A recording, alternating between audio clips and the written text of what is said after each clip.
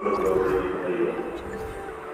پردہ نشین خواتین، میں سب سے پہلے آپ کی درخواست کرتا ہوں کہ ہم سب محض اللہ کے نام پر یہاں تھوڑی دیر کے لیے جمع ہوئے ہیں۔ بڑے دھیان اور توجہ سے سننے والوں کو اللہ خوشخبری دیتے ہیں۔ کیا خوشخبری ہے؟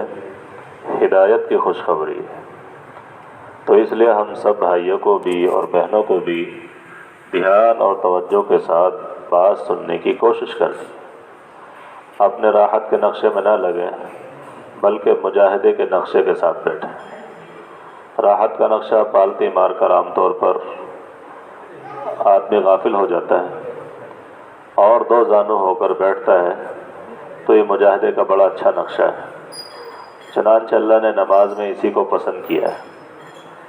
اس لیے مجاہدے کے ساتھ بیٹھنا ہے، کیونکہ مجاہدے کے ساتھ دین آتا ہے۔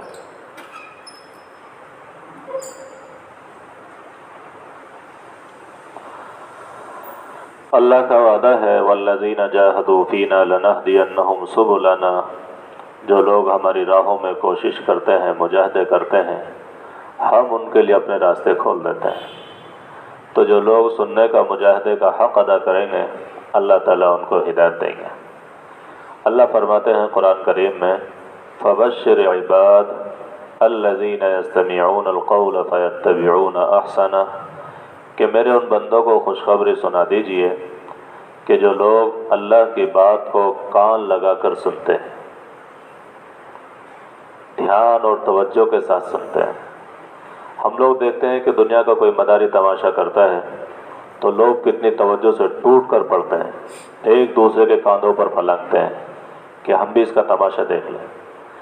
اور جب نبی اکرم صلی اللہ علیہ وسلم کے لائے ہوئے دین کی بات ہوتی ہے تو ہم یہ سمجھتے ہیں تو ہم سب سنے ہوئی باتیں ہیں، یہ تو ہمیں سب معلوم ہے۔ تو بے توجہی کی وجہ سے آدمی دین کی مجلس میں رہ کر بھی محروم ہو جاتا ہے۔ اس لیے پوری توجہ کے ساتھ ایک بات اگر ہم نے 1000 مرتبہ سنی ہے پھر بھی اس کو توجہ کے ساتھ سننا ہے، تو انشاءاللہ اس کا نور اللہ رب العزت عطا فرمائے گا۔ میں سب سے پہلے ایک حدیث مبارکہ کا مفہوم آپ کے سامنے پیش کرتا ہوں۔ اللہ کے رسول صلی اللہ علیہ وسلم نے ارشاد فرمایا طوبی لمن آمن بی ورآنی مرۃ، کہ جس نے مجھے دیکھا اور مجھ پر ایمان لایا اس کے لیے ایک بار مبارکباد۔ وطوبی لمن آمن بی ولم یرنی 7 مرار، اور اس کے لیے بھی خوشخبری ہے جس نے مجھے نہیں دیکھا اور مجھ پر ایمان لایا لیکن 7 بار مبارکباد۔ تو آپ حضرات جتنے یہاں بیٹھے ہیں اور جتنی مستورات اس بات کو سن رہی ہیں، یہ رسول اللہ صلی اللہ علیہ وسلم کے 7 بار مبارکبادی کے مستحق ہیں، کیونکہ ہم لوگ یہاں اپنے لیے نہیں آئے، سب اللہ کی رضا کے لیے آئے ہیں، اللہ کے دین کی نسبت پر آئے ہیں۔ اپنے اس نبی کو ہم نے دیکھا نہیں ہے جن کے دین کو ہم مانتے ہیں لائے ہوئے، تو اس نبی نے ہمیں خوشخبری دی ہے کہ جو لوگ مجھے بغیر دیکھے ایمان لاتے ہیں ان کے لیے 7 بار مبارکباد۔ صحیح بتاؤ یہ کتنی مقدس بات ہے ہمارے لیے کہ ہمارے نبی نے ہمیں اتنی بار مبارکباد دی ہے، لیکن یہ ساری کی ساری نسبتیں دین اور دین کی محنت سے جڑی ہوئی۔ اگر ہم لوگوں نے اپنے نبی صلی اللہ علیہ وسلم کے لائے ہوئے دین کو دین سمجھا اور آپ کی محنت کو اپنی محنت بنایا تو انشاءاللہ مبارکبادی کا مستحق ہے۔ اور اگر ہم نے اس دین کو دین نہ سمجھا اور اس کو پس پش ڈال دیا اور دنیا کے پیچھے لگے رہے تو میرے بھائیو دنیا تو عارضی اور وقتی سودا ہے، آج نہیں کل ختم ہو جائے گا، اور دین پر ہمارا کچھ لگا نہیں، اس لیے دین ہم پر آئے گا نہیں اور خالی ہاتھ دنیا سے جانا ہوگا۔ تو ایسا نہ ہو کہ ہمارا ساتھ وہ برا حال ہو جائے جو غیروں کے ساتھ ہو۔ افسوس ان لوگوں پر نہیں ہے جو گرجا گھروں میں ٹائم کاٹ رہے ہیں، اپنی زندگی بتوں کی پجاری میں لگا رہے ہیں۔ افسوس ان لوگوں پر زیادہ ہے کہ جو مسلمان گھروں میں پل رہے ہیں اور پھر بھی دین سے دور ہیں، کہ جن لوگوں کو دین کا ٹھیکیدار سمجھا جاتا ہے، دین والے کہا جاتا ہے، آج وہی دین سے عاری اور خالی ہو گئے۔ ورنہ ایک وقت وہ تھا جب ہماری زندگی میں دین تھا تو غیر اقوام ہماری زندگی کو دیکھ کر دین اسلام میں فوج کی فوج داخل ہو رہی تھی۔ اذا جاء نصر اللہ والفتح، جب اللہ کی مدد اور نصرت ہوتی ہے اور فتح ہوتی ہے تو کیا ہوتا ہے؟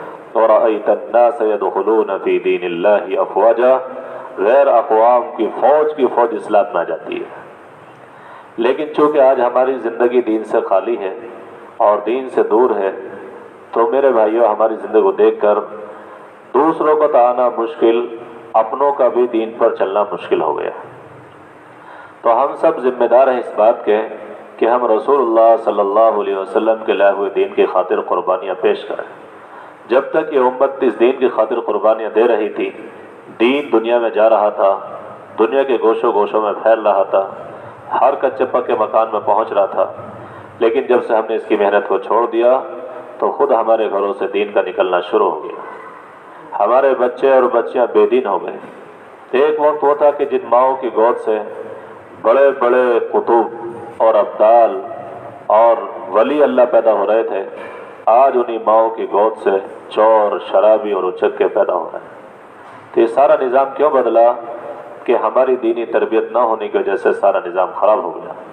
اس لیے بار بار یہ دینی مجلسیں قائم کی جاتی ہیں تاکہ دین کا مذاکرہ ہمارے کانوں میں پڑے، دین کی بات ہمارے کانوں میں پڑے، اور صحابہ اور صحابیات نے کیسے دین کی خاطر قربانیاں دی ہیں، جب وہ ہمارے سامنے آئیں گے تو انشاءاللہ ہمارے جذبات بھی بنیں گے، ہمارا ذہن بھی بنے گا، اور دین کی خاطر ہم قربانی دینے والے بن جائیں گے۔ اگر ہم دین کی خاطر قربانی دینا آج شروع کر دیں تو انشاءاللہ وہ دن دور نہیں ہے کہ اللہ اور اس کے رسول کا یہ سارا نظام جو اسلامی نظام ہے یہ ساری دنیا پر غالب ہو جائے گا، کیونکہ یہ دین آیا ہی غلبے کے لیے، یہ مغلوب ہونے کے لیے نہیں آیا۔ هو الذي ارسل رسوله بالهدى ودين الحق ليظهره على الدين كله، اللہ نے جس دین کو اپنے رسولوں کے ساتھ بھیجا ہے وہ دین سارے ادیان باطلہ پر غالب ہونے کے لیے آیا ہے۔ لیکن غالب کب ہوگا؟ اس کے لیے ہماری سعی اور کوشش مطلوب ہے۔ جس طرح صحابہ اور صحابیات نے اس کی خاطر قربانیاں دیں اور اپنے جانوں کے نذرانے پیش کیے اور اپنے آپ کو ہر حال میں برداشت کیا، لیکن دین کے تقاضے کو نہیں چھوڑا۔ میرے بھائیوں، روایت کے اندر آتا ہے کہ رسول اللہ صلی اللہ علیہ وسلم نبوت ملنے کے بعد کبھی چین سے نہیں بیٹھے، آپ ہمیشہ غمگین رہا کرتے تھے، آپ کے سینے میں غم کی چکیاں چلا کرتی تھی، انتہائی بے چین، متواصل الاحزان، دائم الفکرہ، ہمیشہ آپ کو فکر رہتی تھی اپنی امت کے بارے میں کہ میری امت جہنم سے کیسے بچ جائے۔ اس کے لیے وہ ہر ایک کی خوشامد کرتے تھے۔ بعض لوگ تو ایسے ہوتے تھے کہ آپ کو دھکا دے دیا کرتے تھے، آپ کو برا بھلا کہتے تھے، آپ کو گالیاں دیتے تھے، یہاں تک کہ ابو لہب جو آپ کا سگا چچا ہے، ان کے بیٹے کے نکاح میں، اس کے بیٹے کے نکاح میں 2 بیٹیاں آپ کی تھیں، لیکن جب اس نے بدتمیزی کی تو اللہ تعالیٰ نے سورہ تبت نازل فرمائی، اور سورہ تبت کے نازل ہونے کے بعد اس نے قسم کھائی اپنے بیٹوں سے بولوں گا نہیں جب تک تم محمد صلی اللہ علیہ وسلم کی بیٹی کو طلاق نہ دیتا۔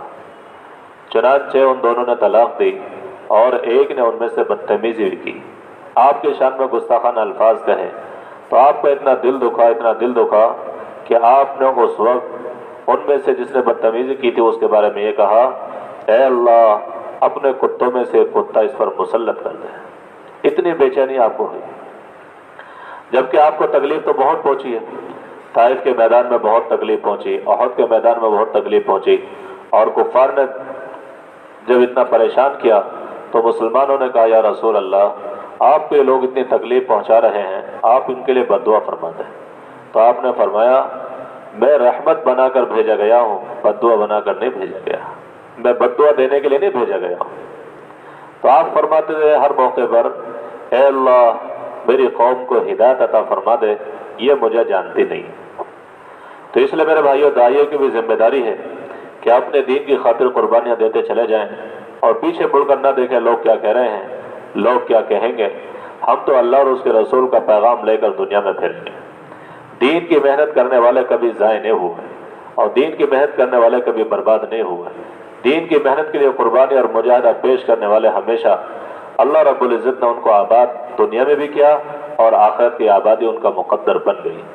اللہ کا وعدہ ہے اِنَّا لَنَنصُرُ رُسُلُنَا وَالَّذِينَ آمَنُوا فِي الْحَيَاةِ الدُّنْيَا وَيَوْمَ يَقُومُ الْأَشْهَادُ، کہ ہم نے اپنے رسولوں کی مدد کا وعدہ کیا ہے اور جو لوگ ایمان لائے ہیں۔ کہ ان کی مدد بھی ہمارے ذمہ ہے. تو اللہ نے ہم سب سے مدد کا وعدہ کیا ہے اور اللہ ہماری مدد کر رہے گا. اللہ نے اپنے ذمہ لیا ہے وَكَانَ حَقًّا عَلَيْنَا نَصْرُ الْمُؤْمِنِينَ. ایمان والوں کی مدد کرنا تو اللہ کے ذمہ ان کا حق ہے. اور ایسا نہیں ہو سکتا کہ اللہ اپنے ذمہ کسی چیز کو کر لے اور اس وعدہ نہ کرے، کیونکہ ان اللہ لا یخلف المیعاد، اللہ وعدہ خلافی نہیں کرتا. اللہ اپنے بندوں کو ہمت اور تسلی دیتا ہے وَلَا تَهِنُوا وَلَا تَحْزَنُوا وَأَنْتُمُ الْأَعْلَوْنَ إِن كُنتُم مُؤْمِنِينَ.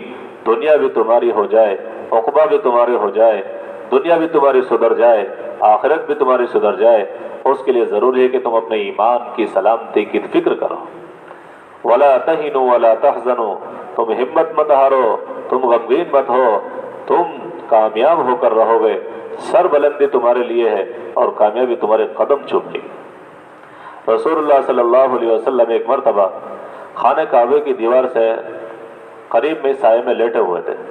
حضرت خباب رضی اللہ تعالیٰ عنہ تشریف لائے اور اپنی تکلیف کا ذکر کر کے فرمانے لگے یا رسول اللہ کچھ کریے، میں تو بہت پریشان ہو گیا. تو آپ اٹھ کر بیٹھ گئے. یہ خباب معلوم ہے کون ہے؟ یہ وہ خباب ہیں جن کو حضرت عمر رضی اللہ تعالیٰ عنہ نے اپنے زمانے خلافت میں یوں کہا تھا خباب تو اسلام میں داخل ہو گیا تھا، تو نے جو پریشانی جھیلی ہے اس کے کچھ احوال مجھے سنا، اس کی کارگزاری مجھے سنا. تو حضرت خباب رضی اللہ تعالیٰ عنہ فرمانے لگے یا امیر المؤمنین، میں اپنی کارگزاری کیا سناؤں؟ میں اپنا کرتا پیچھے سے اٹھا دیتا ہوں، آپ میرے بدن کو دیکھ لو کہ اس کا کیا حال بنا ہوا ہے. چنانچہ اپنا کرتا اٹھایا تو خباب رضی اللہ تعالیٰ عمر حضرت خباب کی کمر کو دیکھ کر کہنے لگے میں نے ایسی کمر تو کسی کی نہیں دیکھی. کتنی تکلیفیں برداشت کر رہے ہوں گے، کیسی تکلیفیں ان کی ہوں گی. جو حضور صلی اللہ علیہ وسلم کا زمانہ گزر گیا، صدیق اکبر کا زمانہ گزر گیا، عمر کے زمانے میں عمر کمر دیکھ کر یہ کہہ رہے ہیں کہ میں نے ایسی کمر کسی کی نہیں دیکھی. لیکن جب خباب کو تکلیف کو کفار دے رہے تھے تو جب پیغمبر کے پاس ہی آئے تو پیغمبر وہاں حتیم میں لیٹے ہوئے تھے تو آپ کھڑے ہو گئے، بیٹھ گئے اور یہ کہا خباب ابھی سے گھبراتے ہو؟ پہلے لوگوں کے ساتھ، پہلے پیغمبروں کے ساتھ لوگوں نے معلوم ہے کیا کیا تجھے؟ کہ لوگوں نے ان کو پکڑا اور ان کو گلا کھودا اور اس میں دبایا اور اوپر سارے سے ان کو چیر کر ان کے ٹکڑے کر دیے. ابھی تجھے کیا تکلیف پہنچی ہے؟ جس کی تکلیف سے خباب عمر رضی اللہ تعالیٰ متاثر ہو کر یہ کرے کہ میں نے ایسی کمر کسی کو نہیں دیکھی، اس کو پیغمبر یہ سمجھا رہے ہیں کہ تجھے تو کچھ بھی تکلیف نہیں ہے ابھی. پہلے نبیوں کے ساتھ تو لوگوں نے ایسا کیا، کنویں والوں نے گندے کنویں میں ڈال کر ان کو اندر ہی دفن کر کے جان سے مار دیا، کسی نے آرے سے چیر دیا. کیسے کیسے حالات نبیوں کے ساتھ لوگوں نے دیکھے. لیکن میرے بھائیوں، جناب رسول اللہ صلی اللہ علیہ وسلم فرماتے ہیں کہ جتنی تکلیف مجھے دی گئی ہے اور جتنا مجھے ستایا گیا دین کی خاطر کسی کو نہیں ستایا گیا. اس لیے ہم سب کی ذمہ داری ہے کہ ہم نبی صلی اللہ علیہ وسلم کی سیرت کو سامنے رکھ کر دین کی مبارک محنت میں اپنے آپ کو آگے بڑھائیں. جتنا ہم سیرت کو سامنے رکھیں گے انشاءاللہ دین کی خاطر قربانی دینا آسان ہو جائے گا. ہمارے نبی صلی اللہ علیہ وسلم کو دین کا اتنا فکر اور اتنا بے چینی اور اتنا غم سوار تھا کہ مت پوچھیے. ایک مرتبہ رسول اللہ صلی اللہ علیہ وسلم غمگین بیٹھے ہوئے ہیں. اللہ کو معلوم ہے کہ میرا نبی کیا چاہتا ہے. اللہ نے جبرائیل امین کو بھیجا، کہا جاؤ پوچھ کراؤ میرا نبی کیا چاہتا ہے. تو جبرائیل امین پہنچے، رسول اللہ صلی اللہ علیہ وسلم کا حال دریافت کیا اور فرمایا کہ اللہ پوچھتا ہے کیا چاہتے ہو. کہا ہائے میری امت کا کیا ہوگا، یہ جہنم سے کیسے بچے. تو انہوں نے کہا چلو اچھا ہمارے ساتھ قبرستان کی طرف چلو. قبرستان لے گئے اور ایک مردے کو کہا قم باذن اللہ، اللہ کے حکم سے کھڑا ہو جا. مردہ جو ہی باہر آتا ہے اس کا چہرہ روشن اور چمکتا ہوا اور کلمہ پڑھتا ہوا باہر آتا ہے. اس کے بعد حضرت جبرائیل نے اس سے کہا اندر چلا جا. پھر دوسرے کو اسی طرح اٹھایا، وہ نکلتا ہے اس کا چہرہ سیاہ اور ہائے افسوس کے نعرے اس کی زبان پر ہیں. اس سے کہا تو بھی اندر چلا جا. اس کے بعد کہا یا رسول اللہ آپ کی امت کا یہ حال ہوگا کہ جو دین پر مریں گے، ایمان پر مریں گے، وہ ایمان پر اٹھیں گے، اور جو بددینی پر مریں گے وہ بددینی پر اٹھیں گے. تو آپ کو تسلی ہوئی. اس لیے میرے بھائیو ضروری ہے کہ ہم سب بھی دین کی ایسی محنت کریں کہ ہمارا دین پر مرنا آسان ہو جائے. اگر ہم لوگوں نے دین کی محنت نہ کری اور دین سے دور رہے اور دین کو یوں ہی سرسری سمجھتے رہے تو دین پر مرنا مشکل ہو جائے گا. کیونکہ حضرت شیخ نے واقعات بھی لکھے ہیں کہ جو آدمی شراب کی زندگی گزارتا ہے تو مرتے ٹائم اگر اس کو کلمہ پڑھایا جاتا ہے تو وہ کہتا ہے کہ شراب کا گلاس تو بھی پی اور مجھے بھی پلا.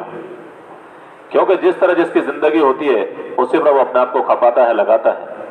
تو اس لیے کوشش کرنی ہے ہم سب بھائیوں کو اور ساری بہنوں کو کہ ہم اپنے دین کے لیے مریں اور اپنے دین کے لیے جئیں. ہمارا مرنا اور ہمارا جینا اور ہماری ساری زندگی صرف اللہ کے لیے ہو جائے. قل ان صلاتي ونسكي ومحياي ومماتي لله رب العالمین، کہ میری نماز اور میری قربانی اور میرا مرنا اور میرا جینا اللہ کے لیے ہو جائے. اس لیے ہم سب کی ذمہ داری ہے کہ ہم سب اللہ اور اس کے دین کی حفاظت کے لیے اور اللہ اور اس کے دین کی سربلندی کے لیے کمر بستہ ہو جائیں.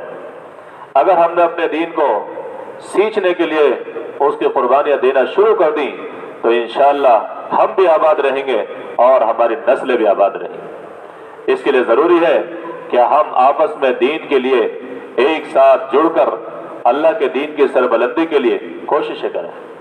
مرد حضرات کو بھی اس کی سخت ضرورت ہے، مستورات کو بھی اس کی سخت ضرورت ہے. بعض مستورات یہ سمجھتی ہیں اور بعض مرد بھی یہ سمجھتے ہیں کہ اللہ کے راستے میں جانا کہاں سے آیا مستورات کا، جبکہ رسول اللہ صلی اللہ علیہ وسلم اپنے سفر میں اپنی بیوی کو ساتھ رکھتے تھے. قریش سے ان کا اندازہ طے ہوتا تھا کہ اب کے سفر میں کون ساتھ رہے گا. خود صحابہ اور صحابیات نے ہجرتیں کی ہیں اللہ کے راستے میں.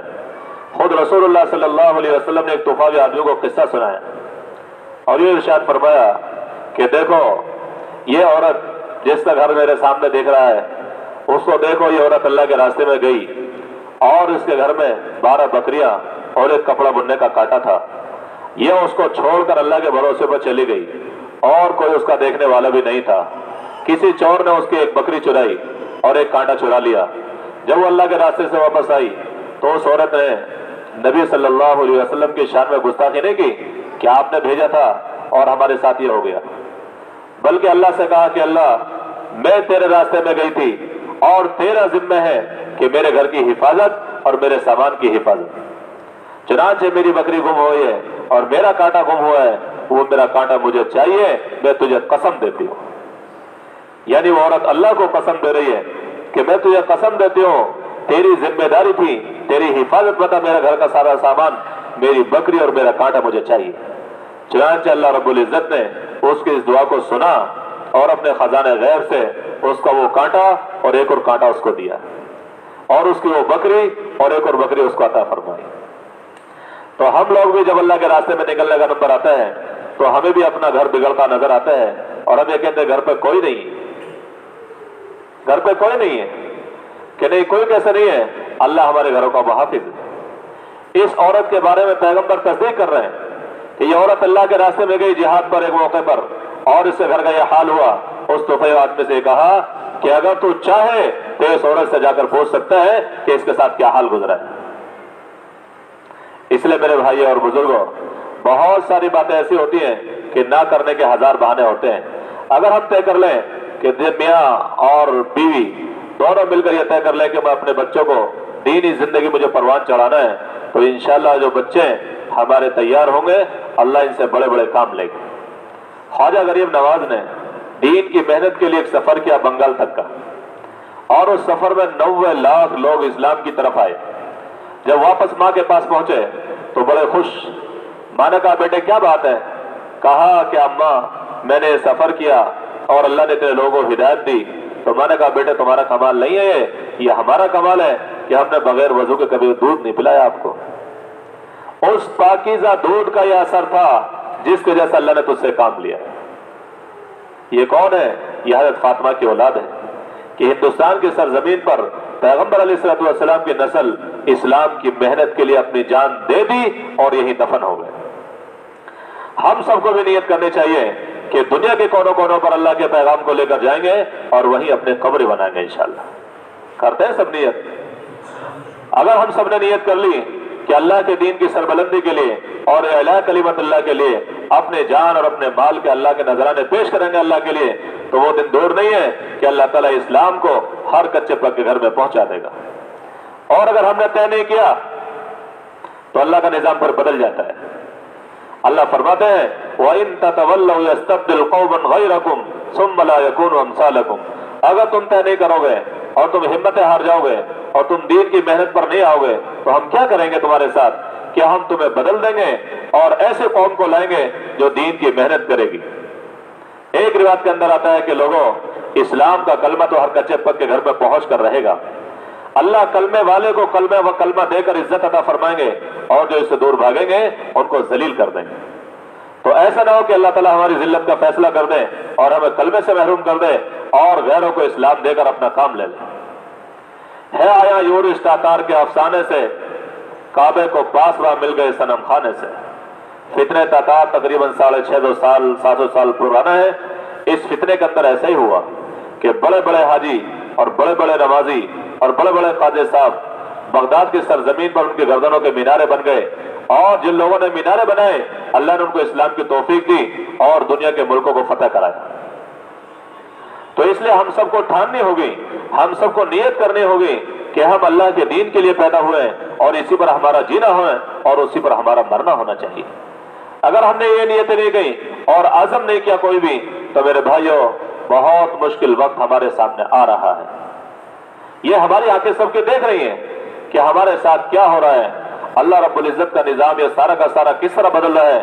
اگر اس نظام کو پلٹنا چاہتے ہو اور ان حالات کو پلٹنا چاہتے ہو تو اس کے لیے دعوت کی مبارک محنت ہے کہ یہ ایسی محنت ہے کہ ساری دنیا کو تمہارے تابع کر کے دے گی۔ شیخ الیاس رحمۃ اللہ علیہ فرمایا کرتے تھے کہ میرے کام کو اگر لوگ سمجھ لیں اور اس کو کر لیں اور صحیح معنی میں کرنے والے بن جائیں تو اللہ ساری دنیا کو ان کے تابع کر دے گا۔ وہ جملہ ہے میرا یہ کام تسخیر عالم کا نسخہ ہے۔ تسخیر عالم کیا ہوتا ہے کہ سبحان الذی سخر لنا ھذا وما كنا له مقرنین، کہ جس طرح سواری پر بیٹھ کر آدمی دعا پڑھتا ہے کہ اللہ تو نے سواری مجھے مسخر کری، حالانکہ وہ سواری بہت مضبوط بہت دوڑنے والی، لیکن پھر بھی اللہ نے اس کو تابع کیا۔ یہ دعا پڑھی جاتی ہے کہ ہاں اللہ نے تو یہ مجھے تابع کر دیا۔ تو اللہ فرماتے ہیں اور شیخ الیاس فرماتے ہیں کہ میرا یہ کام اگر کوئی اس کو صحیح معنی میں کر لے تو اللہ تعالیٰ ساری دنیا کو اس کے تابع کر دے گا۔ صحیح بتاؤ یہ جملے کون نہیں سمجھ سکتا؟ چاہتے تو ہیں ہم کہ ہمارے سارے حالات درست ہو جائیں، دنیا ہمارے تابع ہو جائے، دنیا ہمارے قدموں میں پڑ جائے، لیکن کرنا کچھ نہ پڑے، ایسا نہیں ہوگا۔ اللہ رب العزت فرماتے ہیں قرآن کریم میں یا ایھا الذین آمنوا هل ادلکم علی تجارۃ تنجیکم من عذاب علیم، اے ایمان والو ہم تمہیں ایک ایسا بزنس اور ایسا کاروبار بتاتے ہیں جو تمہیں دردناک عذاب سے بچا لے۔ صحیح بتاؤ ہم میں سے کون عذاب سے بچنا نہیں چاہتا؟ سب بچنا چاہتے ہیں نا، مرد حضرات بھی بچنا چاہتے ہیں، مسورات بھی بچنا چاہتے ہیں، تو اس کے لیے راستہ قرآن کریم نے بیان فرمایا کیا ہے؟ تؤمنون باللہ ورسولہ وتجاہدون فی سبیل اللہ، اپنے جان اور اپنے مال کو لے کر اللہ کے راستے میں پھرو، اور اتنا پھرو اتنا پھرو اتنا پھرو کہ تمہاری گردنیں اللہ کے راستے میں چلی جائیں، تمہارے خون کے قطرے اللہ کے راستے میں بہہ جائیں۔ تم سمندر کے سفر کرو تو اللہ تعالیٰ تمہاری روح نکالنے کے لیے خود آ جائے۔ ابن ماجہ کی روایت ہے کہ میرے راستے میں چلنے والے لوگ جو سمندر کے سفر کرتے ہیں اللہ تعالیٰ ان کی روح خود نکالتے ہیں۔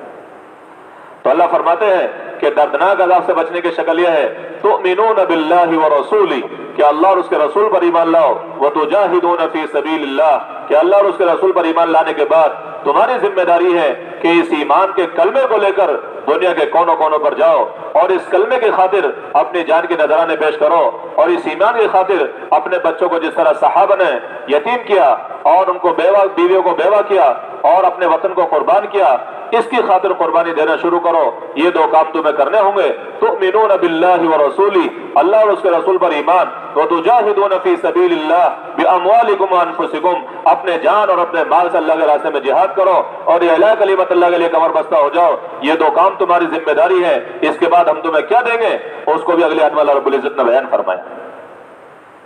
اللہ فرماتے ہیں تؤمنون باللہ ورسولہ وتجاہدون فی سبیل اللہ باموالکم وانفسکم ذالکم خیر لکم ان کنتم تعلمون، اور یہ تمہارے لیے بہت بہتر ہے اگر تمہارا دماغ کام کر رہا ہے۔ اگر میں نے کیا ترجمہ کیا؟ ذالکم خیر لکم ان کنتم تعلمون، تم جانتے ہو نا یہ تمہارے لیے بہتر ہے یعنی تمہارا دماغ اگر کام کر رہا ہے نا یہی تمہارے لیے بہتر ہے کہ تؤمنون باللہ ورسولہ، اللہ اور اس کے رسول پر ایمان، وتجاہدون فی سبیل اللہ باموالکم وانفسکم، اور اپنے جان مال کو اللہ کے راستے میں لٹانا، اور یہاں تک کہ ہماری جان اللہ کے راستے میں چلی جائے۔ پھر اللہ اس پر کیا انعام عطا فرماتے ہیں، قرآن نے اس کو اگلے آیت میں بیان فرمایا، یغفر لکم ذنوبکم ویدخلکم جنات تجری من تحتها الانہار، اللہ تمہارے گناہوں کو مٹا دیں گے، اور کیا چاہیے؟ الا من تاب وآمن وعمل صالحا، جو لوگ اللہ کے سامنے توبہ کرتے ہیں، اللہ کے راستے میں نکلتے ہیں، اللہ ان کے گناہوں کو مٹا دیتے ہیں۔ اللہ کا نظام ہے فاولئک یبدل اللہ سیئاتہم حسنات، ساری زندگی کے گناہ کتنے ہی اس نے کیے ہوں، زمین بھر کر آسمان بھر کر گناہ کر رکھے ہوں، اللہ رب العزت اس کے گناہوں کو نیکیوں میں تبدیل کر دیتے ہیں۔ اور کیا چاہیے؟ اور اللہ سے کیا چاہیے؟ یغفر لکم ذنوبکم، اللہ تمہارے گناہوں کو مٹائیں گے، اور گناہوں کو مٹانے کے بعد ایسے نہیں کہ ایسے جنگلات میں چھوڑ دیں گے آپ کو، کہ نہیں، وَيُدْخِلَكُمْ جَنَّاتٍ تَجْرِي مِن تَحْتِهَا الْأَنْهَارُ، اور تمہیں ایسے باغات میں داخل کریں گے جن کے نیچے سے نہریں جاری ہوں گی، وَمَسَاكِنَ طَيِّبَةً فِي جَنَّاتِ عَدْنٍ، اور ایسے عمدہ مکانات جو تم کو رہنا پسند ہوگا، ایسے مکانات میں تمہیں رہنے کے لیے جگہ دیں گے۔ ذَلِكَ الْفَوْزُ الْعَظِيمُ، اور یہ ہے بڑی کامیابی۔ تم دنیا کے نقشوں کو کامیابی سمجھتے ہو، دنیا ساری کی ساری اللہ کی نگاہ میں مچھر کے پر کے برابر بھی نہیں ہے۔ تم دنیا کے نقشوں پر کامیابی کے پل باندھتے ہو اور کامیابی کے کمندے پھینکتے ہو، اور آسمانوں پر اڑنے کو کامیابی سمجھتے ہو، زمین میں جانے کو کامیابی سمجھتے ہو، اور دنیا بھر کے نقشوں کو کامیابی سمجھتے ہو۔ اللہ فرماتے تمہاری کامیابی یہ نہیں ہے، تمہاری کامیابی تو یہ جو ہم بیان کر رہے ہیں کہ تمہیں معاف بھی کریں گے اور تمہیں جنت کے باغوں میں داخل کریں گے۔ ذالک هو الفوز العظیم، یہ ہے بڑی کامیابی۔ اور ایک بات اور ہے جو تمہارے سینوں میں چلتی ہے، وہ تم یہ چاہتے ہو کہ دنیا بھی تمہیں دے دی جائے۔ وَأُخْرَى تُحِبُّونَهَا نَصْرٌ مِّنَ اللَّهِ وَفَتْحٌ قَرِيبٌ، اور تمہارے سینوں میں ایک راز ہے، تم یہ چاہتے ہو کہ دنیا کی حکومتیں ہمارے قدموں میں گریں، تو اللہ تعالیٰ اس کا بھی تم سے وعدہ کرتا ہے، اللہ کی مدد اور اللہ کی نصرت تمہارے ساتھ۔ لیکن شرط یہ ہے کہ تم ایمان اور اعمال کی ترتیب پر آؤ، اور ایمان اور اعمال کو بنانے کے لیے اللہ کے راستے میں اپنے جان و مال کی قربانی دو، اللہ تعالیٰ تمہیں کامیابی عطا فرمائے گا۔ ایک جگہ قرآن میں اللہ فرماتے ہیں وَأَنفِقُوا فِي سَبِيلِ اللَّهِ وَلَا تُلْقُوا بِأَيْدِيكُمْ إِلَى التَّهْلُكَةِ، اپنے مالوں کو اللہ کے راستے میں خرچ کرو، اگر نہ کرو گے تو یوں سمجھو کہ تم نے اپنے آپ کو ہلاکت میں ڈال لیا ہے۔ اس آیت کے بارے میں حضرت ابو ایوب انصاری رضی اللہ عنہ فرماتے ہیں کہ یہ آیت ہمارے بارے میں نازل ہوئی۔ کس طرح نازل ہوئی کہ ہم انصار مدینہ نے جب یہ دیکھا کہ دین اسلام پھیلنا شروع ہو گیا تو ہم نے یہ سوچا کہ ہم لوگ کسان ہیں، ہماری کھیتیاں بہت دنوں سے اجڑی ہوئی ہیں، اس لیے ہم لوگ مشورہ کرتے ہیں کہ 6 مہینہ رسول اللہ صلی اللہ علیہ وسلم کے ساتھ باہر جائیں گے اور 6 مہینہ مدینے میں رہ کر اپنی کھیتی باڑی دیکھیں گے۔ یہ صرف ابھی مشورہ کیا ہی انصار مدینہ نے، اللہ نے قرآن اتار دیا وَلَا تُلْقُوا بِأَيْدِيكُمْ إِلَى التَّهْلُكَةِ، اپنے آپ کو اپنے ہاتھوں ہلاکت میں مت ڈالو۔ صحیح بتاؤ، 6 مہینے کا خالی مشورہ ہوا ہے، ابھی عمل نہیں ہوا، ابھی اس کا مشورہ ہوا ہے، تو اللہ نے ان کے اس مشورے کو بھی پسند نہیں فرمایا، تو ہماری ساری زندگی دنیا پر لگ رہی ہے، اللہ اسے کیسے پسند فرمائیں گے؟ ہماری تو زندگی کا ایک ایک وقت اور ایک ایک گھڑی اور ایک ایک ساتھ اللہ کے نام پر لگنی چاہیے۔ اس لیے سارے حضرات نیت کریں کہ اللہ رب العزت ہم سب کو دیر اور دور کے لیے قبول فرمائیں، اور اللہ کے دین کی خاطر ہمارا جینا اور ہمارا مرنا ہو جائے، اور اللہ کے دین کی سربلندی کے لیے ہمارے نذرانے پیش کرنے پڑے جان کے ہم انشاءاللہ اس کو پیش کریں گے۔ آنے والا وقت ہمارا ہے، اللہ کا کلمہ ہر گھر میں پہنچ کر رہے گا، لیکن اللہ تعالیٰ اس کے لیے ہمیں استعمال فرما لے۔ سب تیار ہے نا انشاءاللہ اس کے لیے؟ بھائی سارے ساتھی عزم کرو، ارادہ کرو، ہر آدمی ہمت اور کوشش کرے کہ مجھے اگر کامیاب ہونا ہے تو میں اپنے دین پر چل کر ہی کامیاب ہو سکتا ہوں، دنیا میں اس کے علاوہ کوئی راستہ نہیں۔ خطاب کے بیٹے سے کہا جا رہا ہے، خطاب کے بیٹے جاؤ لوگوں میں اعلان کرو، اگر کوئی جنت میں جانا چاہتا ہے تو اپنے ایمان کو بنا کر جائے۔ یا ابن خطاب فنادی فی الناس، لوگوں میں اعلان کرو لا يدخل الجنت الا المؤمنون، جنت میں ایمان والوں کے علاوہ کوئی داخل نہیں ہوگا۔ جنت کی ٹھیکیداری تو سب کرتے ہیں، یہود بھی کہتے ہیں ہم جنت کے ٹھیکیدار ہیں، نصارہ بھی کہتے ہیں جنت کے ٹھیکیدار ہیں، مشرکین بھی کہتے ہیں جنت کے ٹھیکیدار ہیں۔ اللہ فرماتے ہیں جنت میں ایمان والوں کے علاوہ کوئی نہیں جائے گا۔ ان الذين آمنوا وعملوا الصالحات لهم جنات تجری من تحتها الانہار، ایمان والے اور ان کے اعمال اچھے ہوں اللہ تعالیٰ ان سے جنت کا وعدہ فرماتے ہیں۔ ان الذين كفروا من اہل الكتاب والمشركين في نار جہنم، جن کے پاس ایمان نہیں ہے وہ ہمیشہ ہمیش کے لیے جہنم میں جلیں۔ اس لیے اپنے ایمان کو بنانے اور اپنے ایمان کو بچانے اور اپنے ایمان کی ترقی کے لیے صحابہ ہمیشہ متفکر رہا کرتے تھے۔ ابن ملکہ کہتے ہیں کہ میں نے 30 صحابہ سے ملاقات کی اور ہر ایک اپنے ایمان کے بارے میں متفکر تھا۔ اس لیے میرے بھائیو، ہم بھی اپنے ایمان کو بنانے کے محتاج ہیں اور اپنے ایمان کی ترقی کے محتاج ہیں، اور اسی ایمان کے گرد دین کی ساری چکی چلتی ہے۔ اسی کی خاطر ہم وقت مانگتے ہیں کہ ہم لوگ اللہ کے راستے میں نکلنے کا عزم کریں، ارادے کریں، ہمت کریں، کوشش کریں، اللہ لے جائے گا ہمیں۔ کون لے جائے گا؟ اللہ لے جائے گا۔ ہماری ذمہ داری ہے کہ ہم اللہ کے نام پر ارادہ کریں، اللہ کے نام پر ہاتھ پیر ماریں، اللہ کے نام پر کوششیں کریں۔ تو ہم سارے کے سارے ساتھی یہاں بھی عزائم کریں اور اندر مستورات میں جو پرچہ پہنچے ہیں تشکیل کے حلقے قائم کریں، اور آپس میں مذاکرہ کرنے کے بعد، ایمانی مذاکرے کے بعد تشکیلیں کریں، حلقے بنا لیں۔ جن کے عاشرے لگ گئے ہیں ان کو چلے کی تشکیل میں رکھیں، اور جن کے 3 مرتبہ 3 دن لگ گئے ہیں ان کو عشرے کی تشکیل میں رکھیں، اور جن کا 2 مرتبہ یا 1 مرتبہ 3 دن لگ گئے اس کو عشرے والے میں لیں۔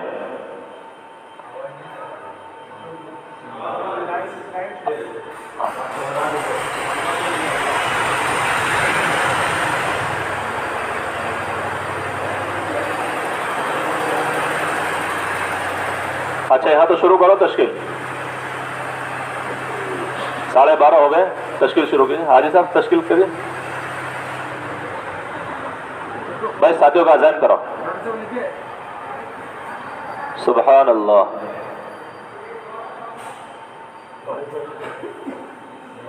ڈاکٹر صاحب لکھیے۔ ہو گیا چالو؟